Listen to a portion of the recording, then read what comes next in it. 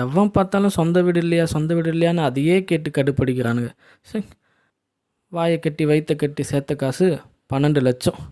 இதை வச்சு எப்படியாச்சும் ஒரு சின்ன வீடு கட்டுறோம், ஹாப்பியாக இருக்கும். என்னண்ணா வீட்டு வேலை சீக்கிரம் முடிச்சிடலாம்ல? தம்பி இப்போ தான் பேஸ் போட்டு 4 அடி மட்டும் வந்துருக்கு, இன்னும் 7 அடி மட்டும் வரணும், பில்த்து பீம் போடணும், தளம் போடணும், பூசு வேலை பண்ணணும், எவ்வளோ வேலை இருக்குது. என்ன சொல்கிறீங்க? நீங்கள் சொல்கிறத பார்த்தா அதிகமாக போலையே. என்கிட்ட இருக்க காசு காலியாக போகுதுண்ணே.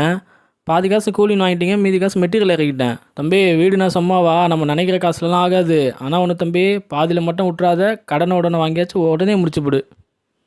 அண்ணா நீ சொன்ன மாதிரி லோன் போட்டு வாங்கியாச்சு, இதை வச்சு வீட்டு வேலையை மொத்தமாக முடிச்சிடணும், சரியா?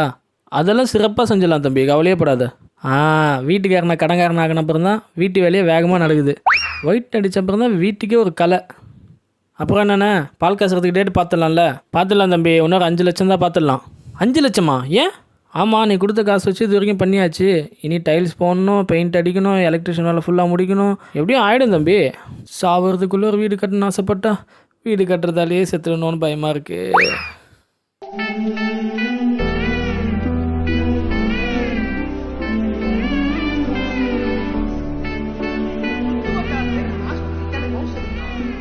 தம்பி என்ன 5 மணி ஆயிடுச்சு, எங்களுக்கு இன்னும் டீ வரல.